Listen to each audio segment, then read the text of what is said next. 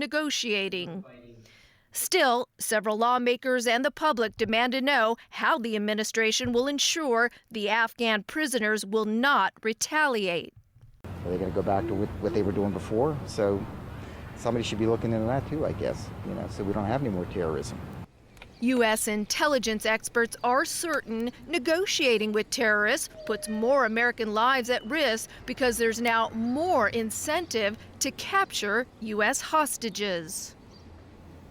And still ahead on our news tonight, Carrie Lam tries to clarify her comments about the Cultural Hub project. The Medical Council seeks to speed up investigations into complaints against doctors. And violent clashes between police and protesters in Turkey.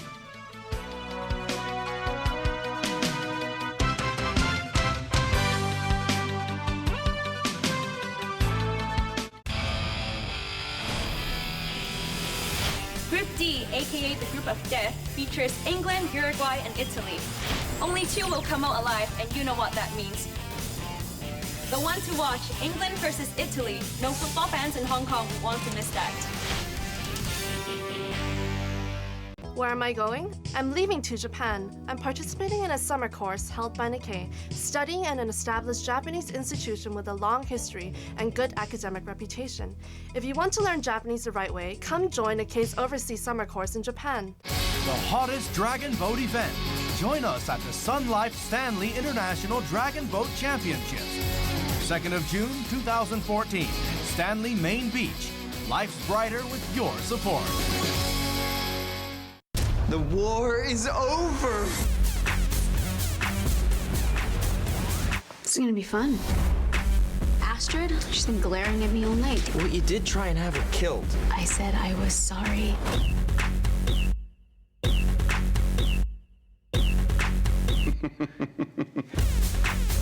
If you want me to leave, I can leave. No. The Tomorrow People, Tuesday at 10:50 on Pearl.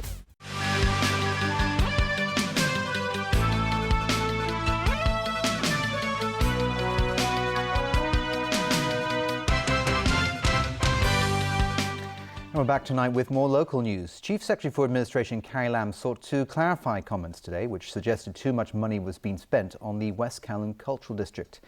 Evelyn Leung with details.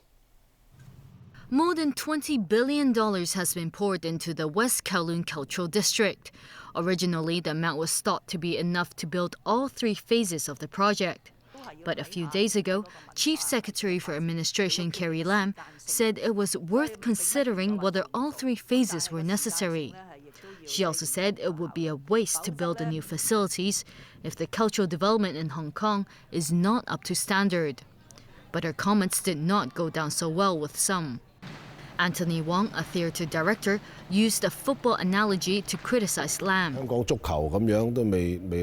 the Hong Kong football team doesn't win the World Cup, does it mean we won't build any football stadiums or develop the sport? Lam today attempted to clarify her statement. She said she wasn't commenting on the city's cultural standard.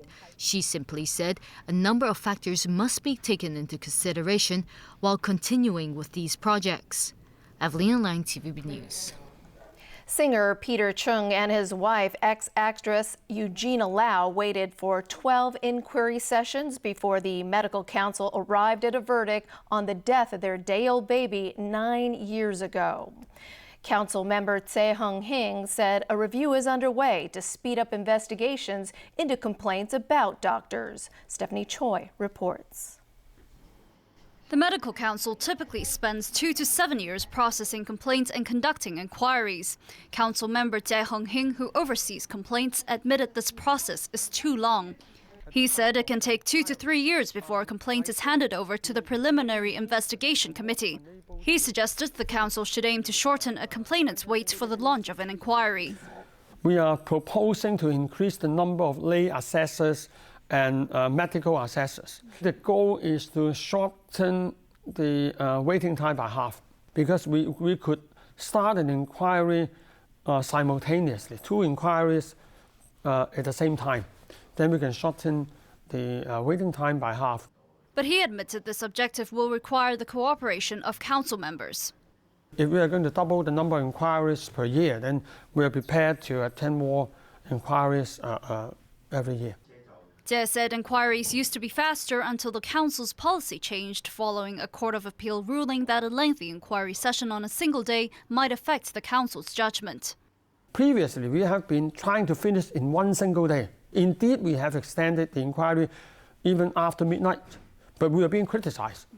The Court of Appeal said that this is unfair to the defendant. 9 years ago, singer Peter Chung and his wife, former actress Eugene Lau, lost their baby 26 hours after its birth. The couple filed a complaint in 2005 with the medical council, but it was rejected. A second complaint was filed in 2009 based on an expert report written up in a civil claim against the doctors. It wasn't until last week, after 12 inquiry sessions, that the medical council found the presiding obstetrician guilty of professional misconduct. Stephanie Choi, TVB News. To Turkey now, where violent clashes rocked the streets of Ankara and Istanbul yesterday. Riot police had to use water cannon and tear gas to disperse those throwing petrol bombs, burning barricades, and hurling stones. Anti-government protesters had defied a ban set by Prime Minister Recep Tayyip Erdogan. He had given police strict orders to prevent all protests during the one-year anniversary of the country's biggest anti-government demonstrations. Last year's deadly demonstrations left at least a dozen people killed and thousands injured during months of protests. All right, Tony, I'm excited. We're christening the new set with your sports. Absolutely, yes. What do you have we've for got us? more exciting action from the NBA to talk about. It's all about the San Antonio Spurs against Oklahoma City Thunder. And there were some nail-biting moments for San Antonio fans. But in the end, the Spurs prevailed against OCT to reach the NBA Finals. Still, the Thunder pushed the Spurs all the way, with Kevin Durant a constant threat throughout the game.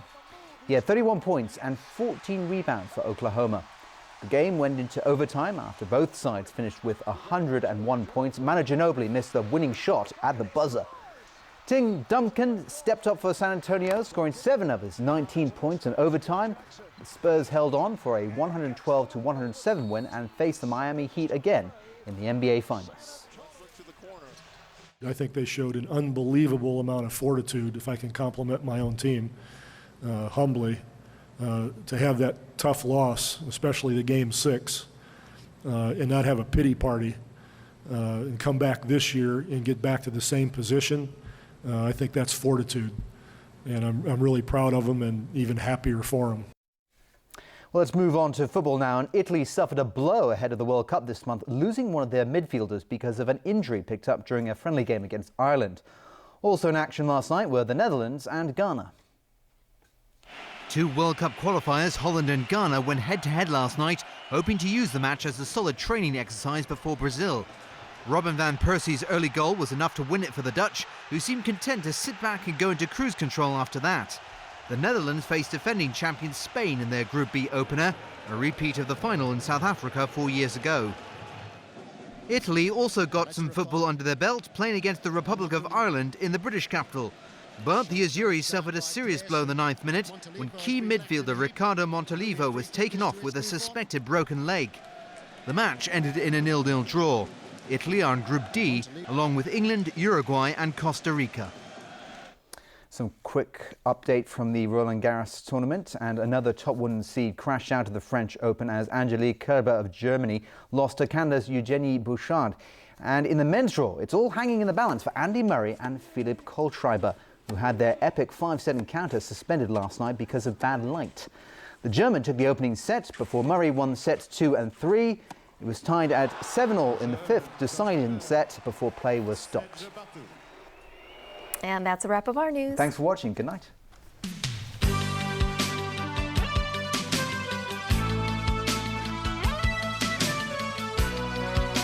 The 1989 June 4th pro-democracy movement in Beijing ended in a bloody crackdown. Many protest leaders fled overseas to avoid arrest. 25 years on, how have their lives been affected? What are their views on China now? The Pearl Report meets some of the exiles in the US and Taiwan. Monday night at 8. Italian food is popular for 3 reasons. Easy to prepare, full of flavour, and guaranteed to please. And each week, Michaela and her guest chef will turn those reasons into delicious dishes. Tuesday, Michaela's Classic Italian at 8 on Pearl. Bowl and play basketball in this one-of-a-kind Vegas hotel room. We have the hardwood suite, which is the only suite in the world that has a full-size half-court basketball court. And get a taste of Tokyo in Dubai. Wednesday, unique hotels and restaurants at 8:30 on Pearl. Sun Life Financial presents The Weather Report is brought to you by Sun Life Financial.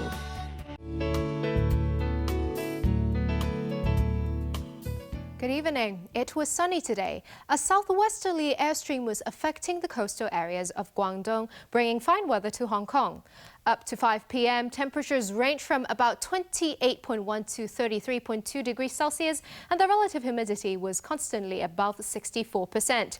The current temperature is about 31 degrees, with the relative humidity standing at 73%. The very hot weather warning is now in force. So, Freddie, how's the weather tomorrow?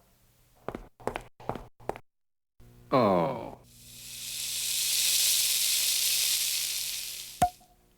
Melting hot. Temperatures will range between 28 and 33 degrees, but starting Tuesday, it will get a little bit rainier. Tomorrow's air quality health index is forecast at low to moderate. The maximum UV index forecast for tomorrow will be about 11. Now it's time for weather around the world. Showers in Taipei and Xiamen. Cloudy in Guangzhou and Chengdu. Cloudy in Beijing and Seoul. Thunderstorms in Bangkok and Manila. Thunderstorms in Kuala Lumpur and Singapore. Sunny in New Delhi and Karachi. Sunny in Cairo and bright in Nairobi. Showers in Brisbane, Sydney, Melbourne and Auckland. Bright in Toronto and sunny in New York. Foggy in San Francisco and Los Angeles. Rain in Sao Paulo and Rio de Janeiro. Cloudy in Paris and Frankfurt. That's the weather. Have a lovely evening.